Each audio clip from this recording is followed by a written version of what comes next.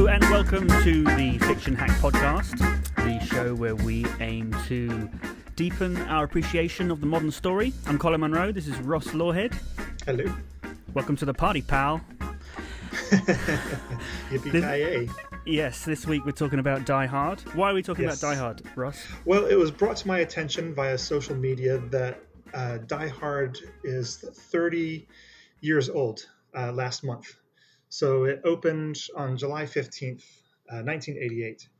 And so it celebrated its 30th birthday. And it's, I feel like it's a kind of important movie in a lot of ways. And it's just kind of a rich topic to discuss. So I figured that we might as well just jump into it. Yeah. What do you think? We decided that we were both going to watch the movie, right? And we both have now? I just finished like 10 minutes ago. Okay. So this is a movie that I grew up with. And I remember watching it with my parents first and then, just kind of watching it over and over again growing up. How about you? Was it something that was a part of your childhood as well? No, not at all, really. Like, I remember I'd seen most of it before, but only because, like, flicking through the channels late one night, it was on, and I saw it and thought, oh, I'll watch that.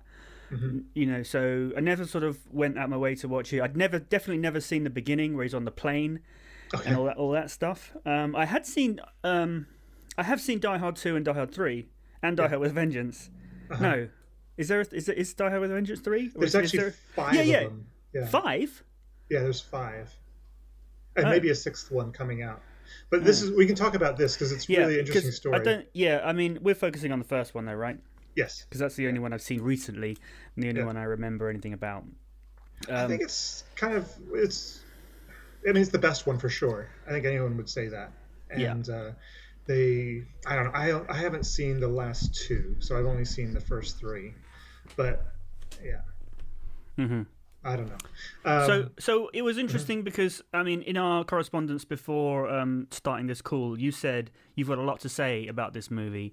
And even though it's a great movie and, historically quite significant, it's still kind of a B movie, and so I'm curious to know what it is that why you've got so much to say about it. So, all right.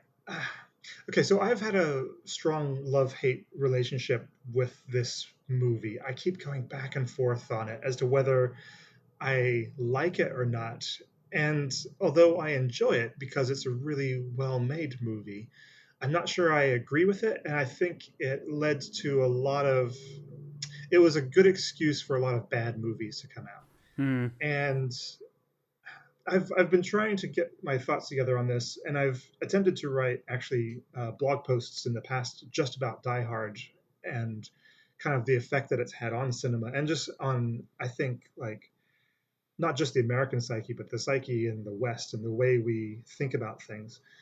Because I think it's also a damaging movie because it's so well made and because it illustrates the things that it does. I think it's got a bad message that's wrapped up in a really attractive package. So, and I'll just jump into that by way of saying that, it in a lot of ways it fetishizes violence and especially gun violence. And it struck me this last time just how repeatedly the message is driven home to us that if you have a gun, that will sort all your problems out. And looking at some of the kind of interview material and the commentaries that were on the DVD I had, the filmmakers themselves were kind of conscious of a lot of these issues. And so they would try to sidestep certain things like, guns get lost. He has to use one as a way to climb down a vent, but then he loses the gun. So they try to make it so that, the hero isn't just the person with the gun. But in the end, that's really all it is. So, it's saying that violence is the answer to these problems. And I think that, it's just one movie, but then you get so many copycat movies about Die Hard, and all of them saying that if you have a gun and you shoot somebody, then that's going to solve all the problems. And then you can kind of look at America's, internal and foreign policy in the last 30 years since this movie and a lot of movies like it came out. and just said, well, yeah, Americans think that guns are going to solve everything. We Mm. shoot Osama bin Laden, we kill Saddam Hussein. We think these are going to solve our problems, and that this will be our foreign policy, and everybody will love us if we just kill these guys. And that's not the case. Yeah. On the one hand, it's very complex in the way it was made, and we can talk about John McTiernan. He was one of my favorite directors. Hmm. I say was because I'm not sure he's a director anymore, and he went to jail for a while. Oh, really? Yeah, but he's done some great movies, and he is really canny and smart, not just in the way that he directs, but in the way he markets himself, or at least at that time he was. Mm. So his first movie. His first kind of big breakthrough was Predator Oh, with right. Arnold Yeah. Schwarzenegger. Hmm. Then Die Hard came, and then Hunt for Red October, which I think is really good. He had a couple. He had one under the radar, Medicine Man. Then The Last Action Hero with Arnold Schwarzenegger, which kind Hmm. of sent up the entire genre that he, in a large part, he contributed to. And then Die Hard with a Vengeance. So that was the third one that he came back for. Okay. And then just kind of sputtered out. He also did The 13th Warrior with Antonio Banderas, which I really liked a lot. Did you ever see that one or come No, I across didn't it? know. I did. He didn't. Okay. He also. Oh, you carry on with the list. Because didn't he No, do? that's Didn't he uh do Thomas Crown Affair, the remake? yeah, yeah. So he did that. It came out in the same year, but 13th Warrior kind of ended his career because it was a famous money loss. Yeah, Oh, it right. just kind of got bad test screenings, and they put a lot of money into it at that point. So they decided they had to put even more money into it. And you're talking about Michael Crichton. He wrote the book called The Eaters of the Dead, which was based on Beowulf, Hmm. and this was an adaptation of that book. And then they brought Michael Crichton in to try to reshoot a lot of stuff, re-edit it. And so what there is now is kind of That a based on Westworld. That doesn't seem like a good idea. well, I mean, I think he was. Yeah, I'd agree. Just to Although clarify I for love those Westworld. people who haven't listened to previous episodes, I'm talking Yeah, about the original movie, not the TV series. I think the TV series is great, but if you watch the original movie, I don't think I don't. I mean, it's okay for its time, but it's really dated badly. it is. It is. So yeah. Yeah, but no, that's all to say is I think Michael Crichton probably was a bad choice for that. But then also, it's like how many movies are better because a second director has come in to take charge of it. Yeah. I mean, it's still happening today. Like, it doesn't matter who you get. Yeah. Like, Well, the look at the Solo Justice movie. League movie. Yeah, Yeah. Justice League. Ron Howard is a great director. He's tops. Mm. But what? Yeah. I mean, It's if you got a pig's get ear to you work with. can get like two great directors to work on a movie. Yeah, But it's still not going to be as good as if you just get one. That's not how it works. You've got to get one that's not how director it to works. make their vision. It's like, two Yeah, chefs making the same dish. They're just going to fight over it, and yeah. yeah. Anyway, so yeah, So to get back to McTiernan, I mean, these were important movies, and even mm, now they're still making Predator movies. yeah, Hunt for Red October was the very first of the Jack Ryan movies, and for some reason I don't know why, they're still making Jack Ryan movies. Chris Hemsworth was one of them recently, wasn't he, or was it the other Chris? Ben Affleck was a Jack Ryan, and these are all based on Tom Clancy books, of course. hmm A really big author, and yeah. they So always I keep mean, wanting okay, to. so he's not perfect. He's had some bad movies, but he's made some really great ones in the Yeah, past as I'd well. say So in the whole grand scheme of things, I think he's had more hits than misses yeah, generally. And I mean, the way he it'll, must have decided to semi-retire. They're not going to just not let him make any more movies because one of his movies was bad. Surely. you don't know then about the felony charges. So he spent some No, I time in don't. Tell me about jail. that. Yeah. Yeah, so he spent some time in jail because he hired a private investigator to wiretap one of his writers for the movie Rollerball, and apparently, I see. Okay, so I've gotten bits and pieces of this, and we've got some information on Wikipedia, which is probably the most reliable, but still, it seems a bit sketchy. And I read Yeah, I an don't want any article with him, libel and cases against the no, podcast. no, So no. so I this read is an all article just with him. This is not our information. We're just passing it on and telling people where to find it. So yeah. there was an article in Empire, I think, or Total Film with him, where he was basically from prison or house arrest or something, and he was basically, yeah, well, yeah, there's some dodgy dealings with some uh, with some tax stuff, and it was a company I owned, and my name was on the papers, but it was someone else's fault, and I'm the one who went to jail for it. Hmm. And I remember thinking at the time that that's not really how that works. You know, if you have a trial, it's all about, you know, finding the person who's actually responsible for it. But then looking at the Wikipedia website, it's like there's nothing about this kind of stuff that he was talking about, the impression he gave. So he, yeah, he declared bankruptcy in 2013, and I think Hollywood has just kind of walked away from him, Yeah. even though he was, yeah, this big influential guy in the Right. mid to late 80s. So it's not just one flop. It's Not one flop, no. other factors have played a part. Yeah, yeah, no, for sure. I mean, have you seen Rollerball? This is one I keep hearing No. about, but I never. Oh, okay. Wait, this is the Rollerball is the remake. Okay, so I remember there was a remake. This looks awful. Yeah, so it looks like he just kind of lost the plot in a lot of ways, which is a shame because if you do listen to the commentary on Predator and Die Hard, those are the only two I've listened to. I'd love to hear the commentary for Hunt for October if it exists.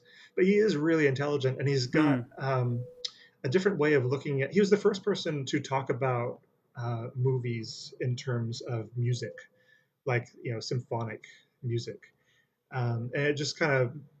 He said that he would watch movies without the sound, and see if he could tell what was going on as just kind of a way to Yeah. judge, you know, how well the storytelling is taking place. And so, and you know, I was hearing that at university studying screenplay writing, and it was a real challenge for someone who, you know, actually with a novelist background, who it's all about the words. Yeah. You know, Yeah. well, can you write a movie without the words? And all I remember that. doing like screenwriting when I was at university and things, and it's so easy to just think too much about the dialogue, you Mm-hmm. know, about what's being said, and not think about, not actually visualize it, you know, as and visualize the other techniques of the storytelling. And also, I remember watching a movie when I was in Thailand called, I think it's called, I can't remember.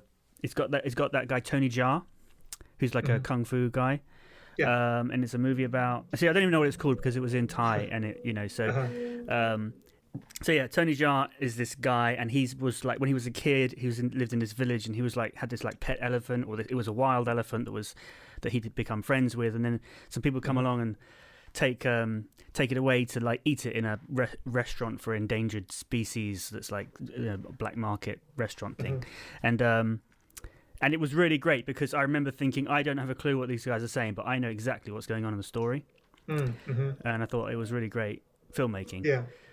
It is, and you know, it's not. It's of course it's the acting as well. It's the editing. It's everything that contributes to that. And yeah, I didn't listen this time around. Rewatching Die Hard, they had a feature which was kind of commentary subtitles that were just taken from the screenwriter and the editor and the director, and you know, the things would just pop up as sort of subtitles that would tell you about the, you know, what you were seeing and stuff. And just the kind of what we call now blocking, what they call mise en scène in the at university, but just the way that things appear on the screen was something I didn't really. I consider myself a visual person. Like I like art. I like to make art and, you know, comic books and stuff.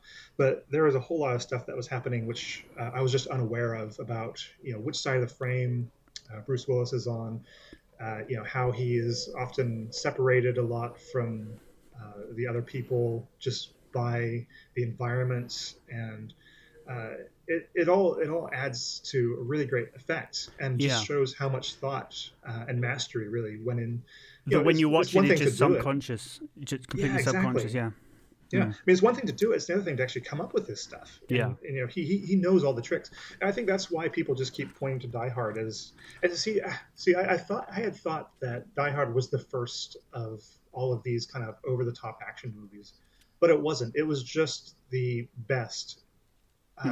Not even in their heyday, but Rambo came out before this one. So the first Rambo movie, called First Blood, came out before this, but then. And also Commando, which again is one I keep hearing about. I haven't seen it. Commando was before Predator, right? They're both Schwarzenegger movies. They are both Schwarzenegger. Right? I think you might be right. Let's see. Predator was 87. I think was Commando 88. Maybe. But this was going to be a commando a movie. This is going to have Arnold Schwarzenegger in it, reprising his role. What, Die Hard? Die Hard, yeah. Yeah, I could. Okay, right. Which I you remember can probably there was actually see, a reference to that. There's actually a reference to Schwarzenegger in the movie. Yeah, because I just watched it. I remember thinking this movie could have been quite good with Arnold Schwarzenegger. Yeah, I can't remember exactly what he says, but he's Bruce Willis makes some reference to Schwarzenegger. Yeah, yeah. So yeah, again, like I say, this wasn't the first, but it kind of was the biggest one, and I think because of a lot of the elements, like you have Bruce Willis being very vulnerable. He is in this movie, very realistic kind of hero, and to the extent where a lot of people thought he was probably going to die at the end. But he was still going to die. Right, because of the title. Because of the title, exactly. And just because of his performance as well, which is really good. He gives a really solid performance. And, I mean, he's kind of famous recently for just phoning in a lot of performances. But this one, you can tell he did a lot of research and gave it his all. But because of all these things and because of the artistry, I think this was slightly a crossover hit because it was a big success, which is why they're still talking about making them. And it's one that, for instance, my mom watched along with us. Because of those elements, it didn't appeal to just kind of I mean, macho, there's been so many not guys. Remakes, but almost people kind of remakes. There's that movie right now with Dwayne Johnson, which seems like kind of the same thing, set in a skyscraper. Oh yeah. I think I've heard people call it one-legged Die Hard. I think so. But also just the premise of a hostage situation in a compact environment has been done a lot. There was like Air Force One, tons of them. Yeah, for sure. And this one, I think, this one basically takes place in real time. Once he gets into the building, it all unfolds right there, and it just moves so smoothly. And I definitely got that sense. I don't think it does, but it feels like it does. I guess, but you're right. I think you can make it. I think there's probably a few instances where we cut to him because it's later only on, 2 he's hours, picking... and something like that would take more than 2 hours in reality when you think of everything that happens. Yeah. But you're right. But there's not going to be a big given everything that happens, I don't think it could have happened in 2 hours. But it does have that feel. Yeah, it has that feel, for sure. Yeah. So hang on, before you go any further, what about Bruce Willis? How famous was he at that point? So he was in a movie. Sorry, not a movie. He was in a TV show called Moonlighting, and it was kind of just a cop drama. I've never seen it, but growing up, I always heard people talking about it, and this was his kind of breakout role. And they famous. I think it was like $5 million. They spent on him, and that was a record at the time. Yeah, so it was unusual at the time, and I think it did make some headlines that this guy plucked from TV stardom to headline an action movie, a well publicized one. This is going to be their big kind of action movie for the summer. And they offered this role to a lot of people also who turned it down. A lot of kind of the established people. I think Richard Gere was in that list. We talked about Arnold Schwarzenegger. Yeah. Stallone apparently. And although this is where things get a little fuzzy because the movie that we now think of as Die Hard didn't start out as Die Hard. In fact, none of the movies except for one Die Hard movie actually started out as Die Hard with the name John McClane in the first draft of the script. So this was based on a book that was called, I think, Nothing Lasts Forever. Richard Thorpe wrote that book. See, I had that up here a little while ago.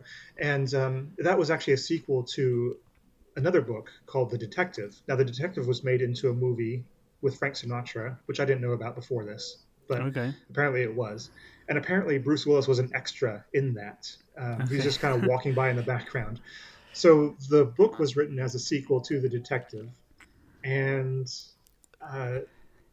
then they were going to make this movie as a sequel to the So when you say Detective Sinatra, movie. and I think you must be talking about like the 50s or something.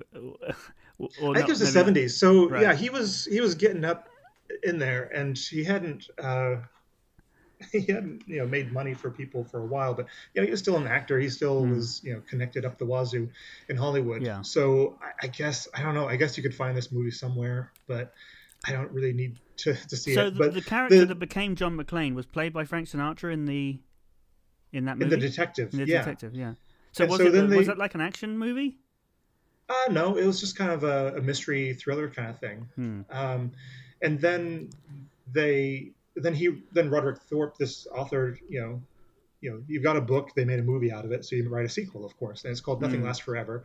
It's about the same character who's retired now, who goes to see his daughter in California, who works in this oil company, high rise, and Yeah. then that gets taken over by terrorists, which is obviously the premise for Die Right. Hard. Now they changed the character's name, and it is a Hmm. different character because that movie already exists. I think you have to say it's a different character because it's Yeah. played by a different actor, it's a different name, all that kind of stuff. Even though they've taken the same plot, and then that became Die Hard. But that was after they tried to work it for Schwarzenegger to be a sequel to Commando. But because he Hmm. pulled out of it, then they couldn't use that character again. They came up with a new character, and then Right. Die Hard was a huge success, So they of had to keep the course. same bare bones of a structure of a story, but while Mhm. changing the main character Yeah, to a because it different. works. Right. The Yeah. setup works, and they had invested a lot in it already, and it makes sense. It's a small change. Hmm. Hmm. Um, but if you've got a successful movie, of course you want a sequel to the movie, and so instead of hiring someone, well, just write a uh, new script for this new character for Die Hard 2. They found another script that had already been written pretty much, Hmm. and changed the names on it to John McClane. So Hmm. this was actually a book called 58 Minutes, which takes place in an airport. And this is like it's Die Hard in an airport. So Die Hard 2, if you've seen it, if you remember, Yeah. it's not that bad, but it takes place. Bruce Willis is waiting for his wife at the airport, and then there's a terrorist situation I remember watching it and in the thinking it airport. was nowhere near as good as the original. Probably not. I think, Um. I mean, from the Die Hard movies, I think this is probably my third favorite of the ones I've seen, Hmm. which is three. But it still has that kind of. Bruce Willis hasn't yet lost his kind of everyman appeal yet. He's not Hmm. pumped up. He's not completely slick with sweat and grease and all that kind of thing. At least at the beginning, it still has a kind of sense of realism to it. But again, it didn't start out as Die Hard. It started out as this book called 58 Minutes that was then adapted to a script, which they then changed into Die Hard because the premise lent itself to that. Yeah. Then we get to Die Hard 3, and again, this was a script. Let's see here that was going to be written. Oh yeah, Simon Says was what it was called, and it was going to be for Brandon Lee. I think before he died, this is the son of Hmm. Bruce Lee. Hmm. They're going to build up to be an action star, um, and he did die. Apparently, Warner Brothers bought the script because scripts get this kind of they get the heat. Everybody talks about this script, and they rewrote it as a Lethal Weapon sequel, but then things started to flounder. Probably producers were moved around and stuff, and so it went into what's called turnaround. And then Fox bought the script and rewrote it as Die Hard. And you can kind of see how it would kind of work a little bit. You've got the white action hero, the black action hero. Well, that's Lethal Hmm. Weapon. Let's just keep Yeah. that. But then they turned it into a different sort of buddy movie for Die Hard 3, which again I remember seeing. I remember thinking it wasn't great, but it still kind of worked. Uh, Mostly because the performances were so solid. Not just Bruce Willis and Samuel Jackson, but had Jeremy Irons, who was a pretty good follow for Alan Rickman. Hmm. If you're going Oh yeah. to Yeah. if you're going to get someone to follow that act. Hmm. Um, and okay, so they did write a script for Die Hard 3, which took place on a boat. Um, Okay. and that was then turned into Speed 2. cruise Right. control. Okay. So it's a pretty long and winding history. And then we get to the fourth one. This was Die Hard 4 was originally a script that was based on a magazine article about how the United States could be vulnerable to sort of internet warfare, internet terrorism. Hmm. The magazine article was called Farewell to Arms. It was turned into a script called ww3.com, and then they turned it into Live Free or Die Hard or whatever they Right. decided to Yeah. call that one. Um, and then we get to the fifth one, which is A Good Day to Die Hard, um, Oh yeah.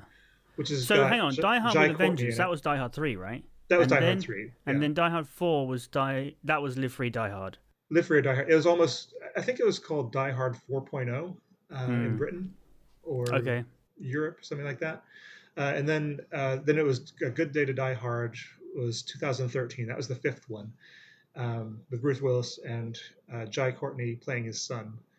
And I don't even know anyone who went to see this. They were talking about a sixth one, but I don't know how well this did. But I remember seeing the trailers and being like, he'll, John McClane riding a motorcycle off of a roof and throwing it into a helicopter and jumping off and all that kind of thing. It's like, this is superhero kind of stuff, and that's not Yeah, yeah. the appeal of the I original Die did Hard. see Live Free Die Hard, and it seemed to have become a parody of itself. It got to Right? that Yeah. point where, I mean, even the first one, it's got some ridiculous moments, and then I guess the whole and it defined the genre, and the genre kept pushing itself into more and more, ridiculous action, Yeah. and then I felt like it got to the point where it became a parody of itself.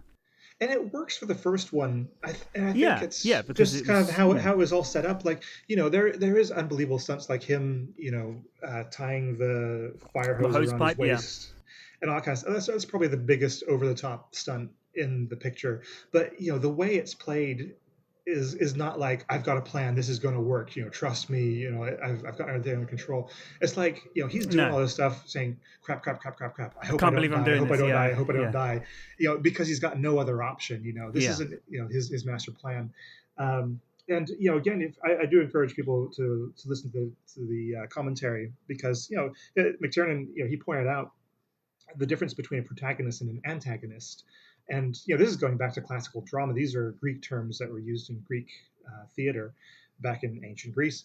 And we call the hero so many times a protagonist. We just switch those two words out. Whereas that's not what protagonist means. The protagonist is the person who sets events in motion. He is the force that is proactive. So in Die Hard, it is actually Hans Gruber who's the protagonist because he comes into this building. He's got a plan. He starts events off, and Hmm. then you've got the hero as He's the just antagonist yeah, who's reacting to all of yeah. this. Okay, So interesting. Yeah, yeah. yeah, so all of Bruce Willis's actions right up until probably the last 20 minutes are reactive, and a lot of times you see him running away from these guys. Hmm. He's not trying to go in and kill these guys right Yeah, off the at the bat. beginning, what's really clear is that he's a cop and he's not. He's trying. He doesn't want to kill anyone. It's Hmm. always a last resort. Yeah, He ends up killing pretty much everyone, he but does. he also ends up. There's also a lot of cases where he could have killed people and he didn't. Yeah. Um, Well, even the so first kill is by accident. yeah, His first falling kill. down the stairs. Yeah, yeah, because Yeah. he gets the gun, points at his head, Hmm. and then ends up killing the guy anyway by falling down the stairs Yeah. with him in a headlock. And I was thinking, why didn't you just shoot him in the first place? That's a bit But contrived. Yeah. yeah, But if you watch any action movie in the 90s, you were going to see a lot of these tropes. Although I say the movie repeatedly tells you that guns are the answer to all the problems, and that's true. unless you The want to movie have a really cool makers, fight scene. well, yeah, I mean, exactly. Well, I mean, It's the like movie in makers Team go through America. so much. Well, whether it's like, you want to make this interesting? And they're like, okay. And they throw their guns down. And they do a incredible martial arts sequence. Yeah. But they go out of their way to try and make it look like the hero doesn't want to kill people. And I Mm. remember there's some Martin Lawrence movie, but there's there's lots of Martin Lawrence movies which are kind of like this. I think it was Blue Streak. I think my brother made me watch that for some reason.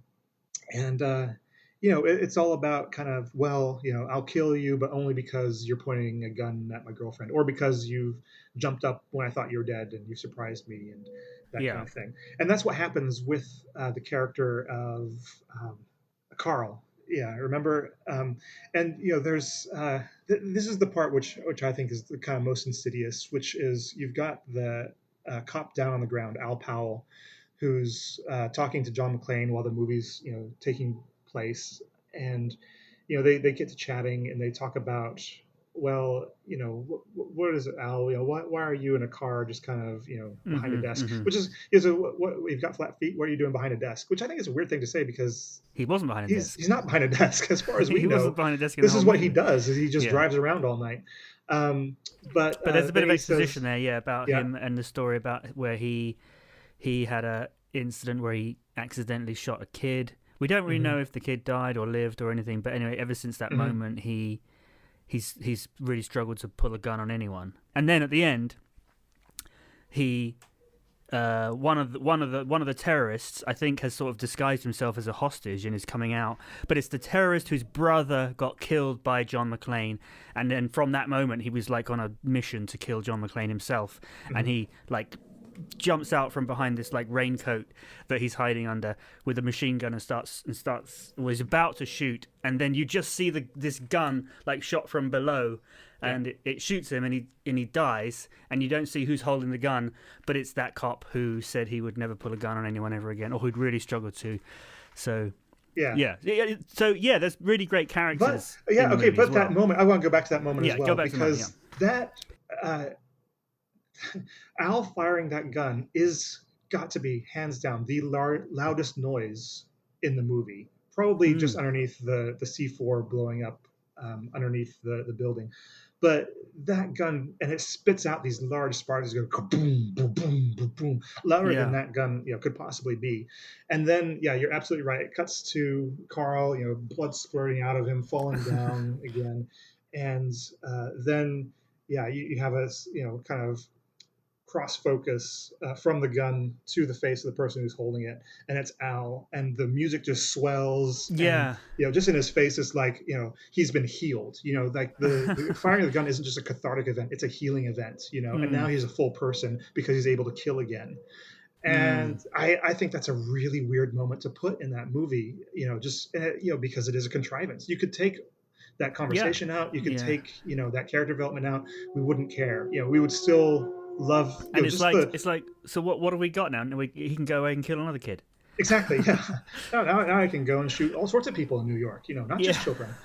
And it's I don't know why that's in there, except that I do know in from the Predator commentary that the studios, or Fox Studio, kept pushing McTiernan to put more and more gun violence into his movies. And with Predator, there's that scene where they're just unloading guns into the jungle, because Mm. they think something's there, they can't see it. It's just come and killed somebody, and so they just start shooting up the jungle. And Jesse Ventura's got that big helicopter minigun, and Yeah. then everybody else arrives. They see this guy shooting into the jungle, so they just start shooting into the jungle as well. They don't ask any questions. But that was apparently a day where the producers were coming to the set to see how things were going on for this new guy. This is his first studio movie, and they kept asking, put all this violence in. And he said, "Well, okay, I'm going to invite them on the day where we just start shooting every gun that we've got." And so they just watched a day of shooting, firing guns, no acting, no blocking, nothing, just firing guns. And then the producers went, "Okay, great, looks like this is going well," and then they just left. So I do wonder if something like that is some kind of you know top Something like down that happened. He edict, needed he yeah, needed a scene to shoot on the day the producers were coming to visit.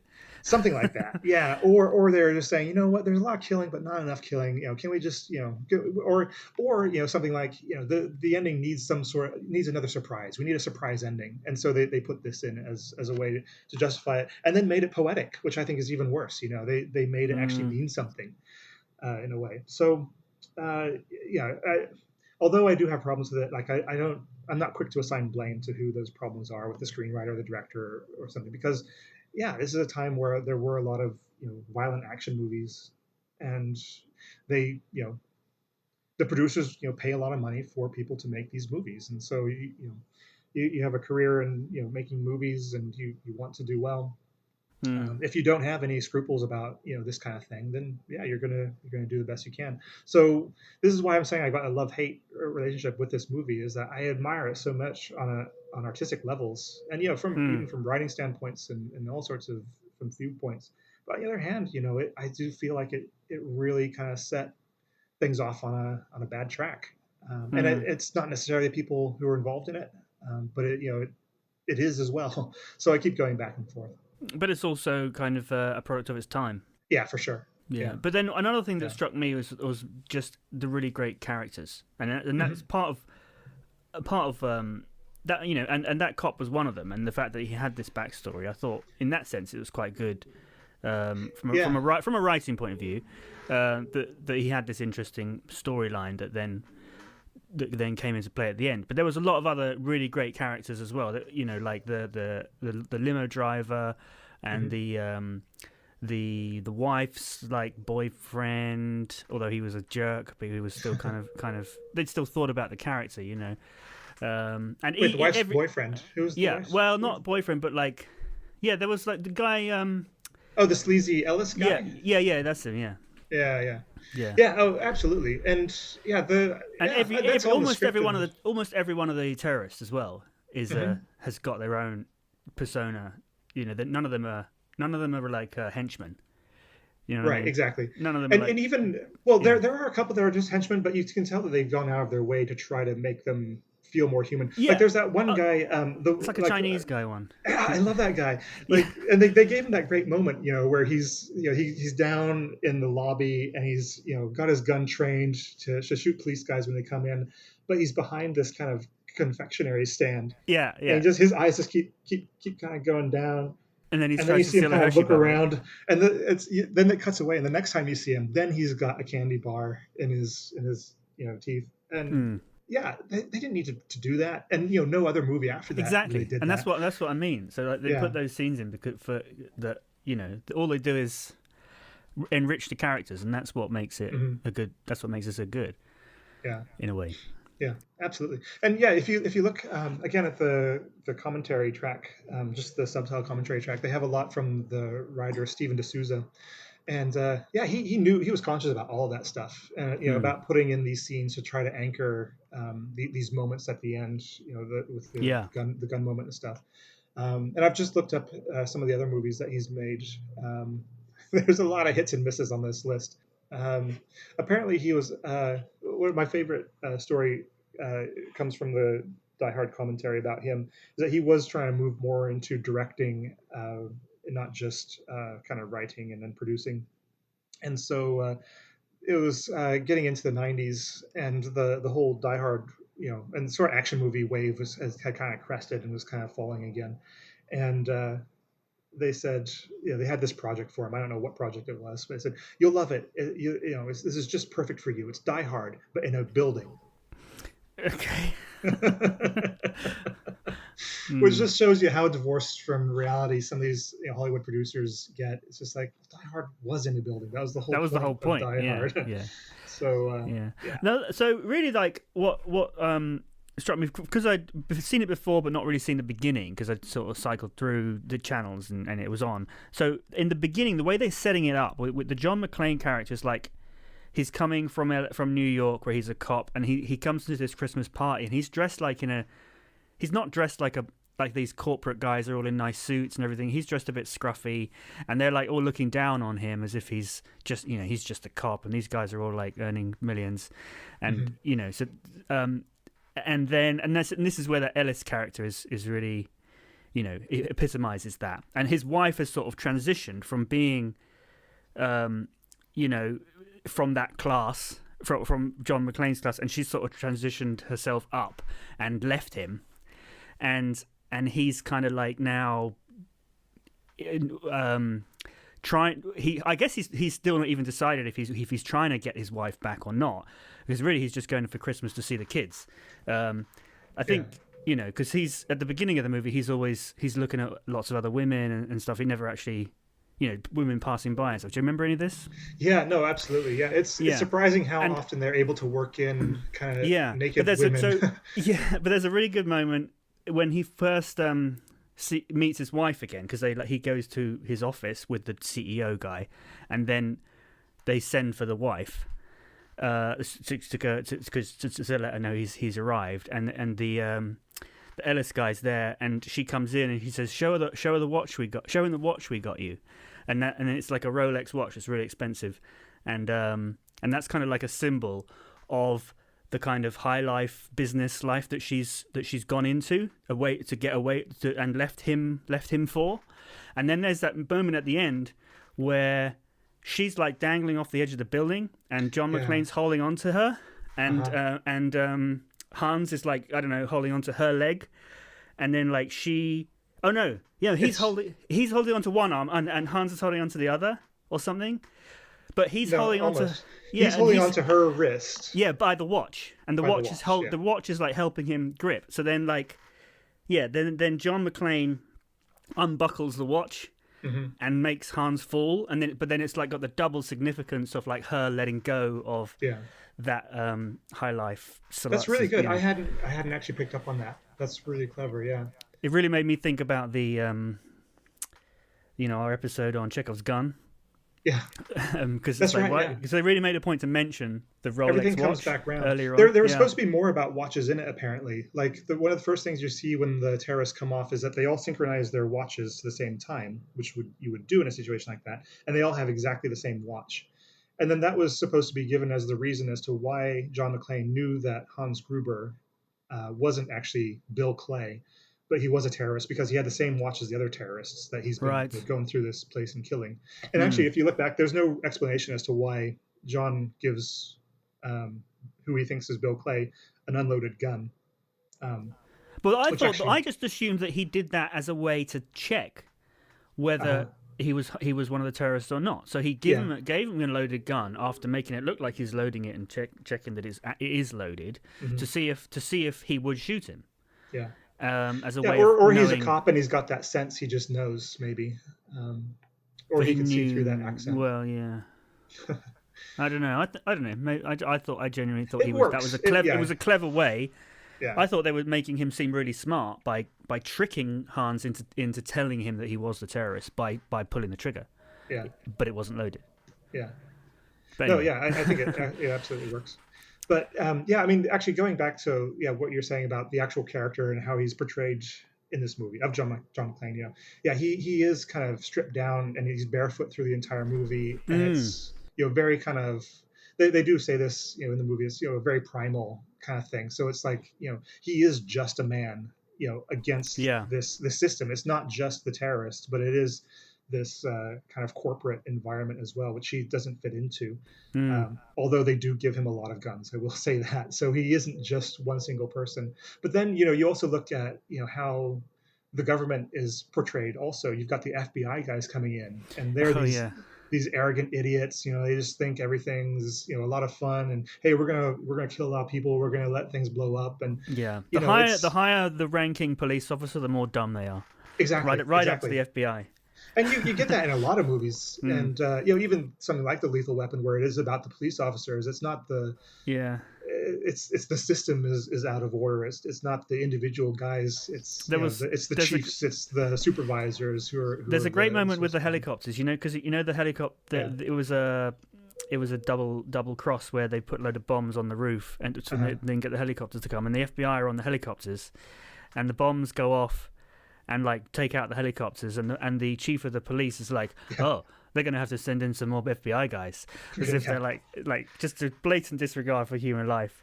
Yeah, well, and which is what they had as well. It's like, we'll lose about 20% of the hostages. I can live with that. And what about John McClane? Well, who cares about them? So the government people are just kind of interchangeable idiots, which again, it makes sense if you have a certain political point of view, which again is kind of really prevalent in the United States right now about what government is and how government treats you. And it's kind of like, well, where do people get these ideas about, what government is? And I don't think all of it, but I think a lot of it does come from movies. And I think, this is where there is a responsibility to portray things accurately. And I don't know, maybe it's just that I have a different point of view to the filmmakers, which I'm sure they think is probably valid. But I wonder if it was their goal to portray the role of government in these situations accurately, or if they were just doing it kind of for laughs and a bit of action and explosions and stuff. So yeah. So that's Die Hard. That's Die Hard. 30 years old this month or last month. Yep. We'll talk about Die Hard 2 next week. Yeah, well, how many more? Well, in a couple of years, I guess we'll have to do the Die Hard 2 anniversary. That's right. Yeah. Are you?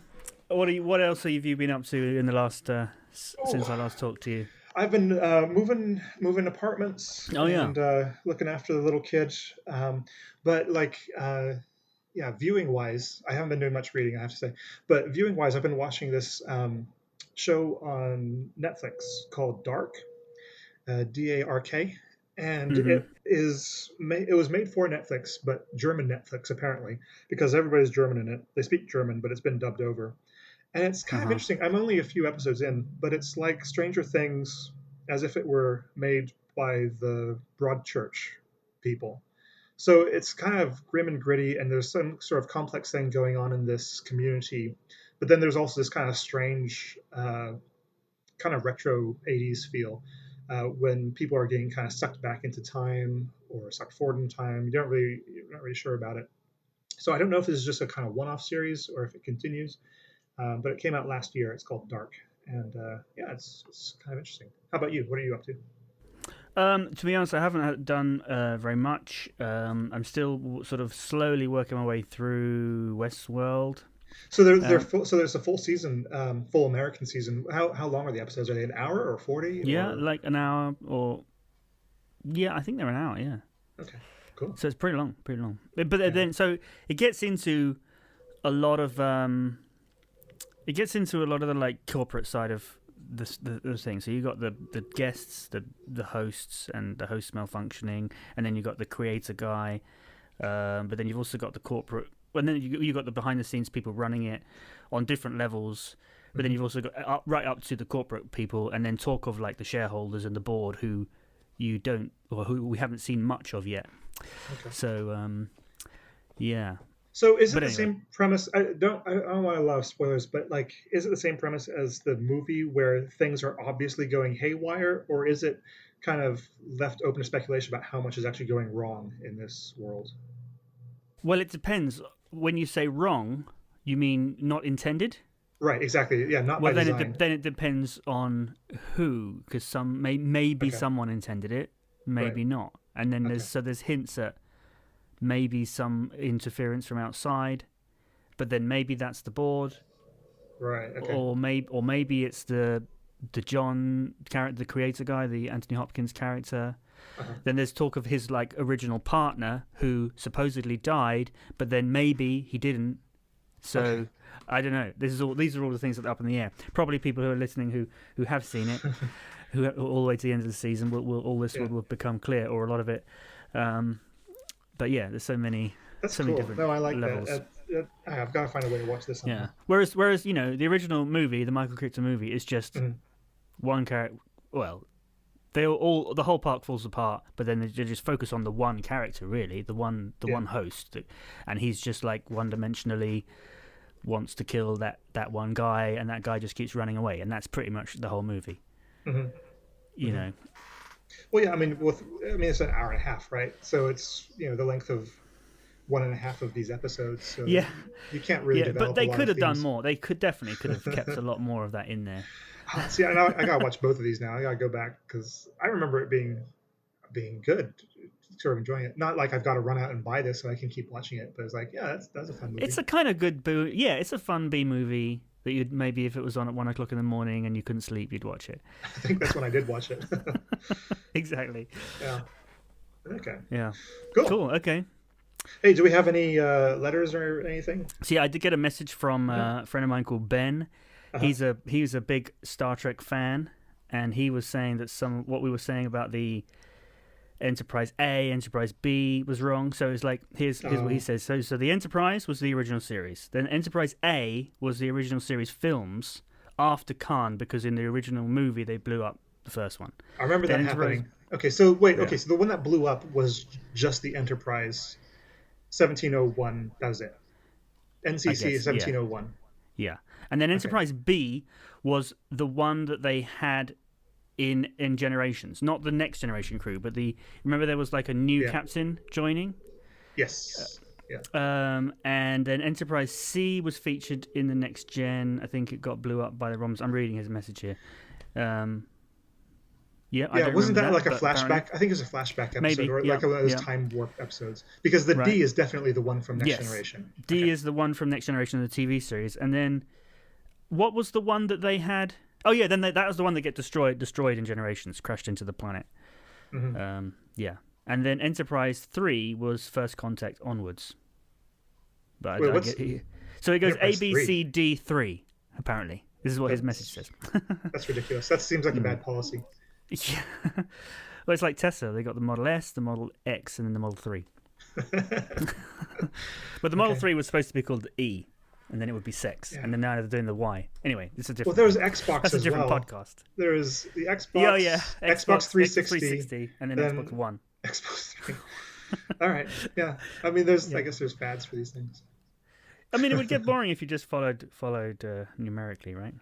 And then he goes, yeah. So I said, I said to him, did he look this up? And he was like, no, he just knows it off the top of his head because he used to be really into it. He used to make like Play-Doh models of it, and before the internet, he used to like make files with all the information and stuff. So he's even more hardcore than I am. If we do another episode, maybe we should get him on it.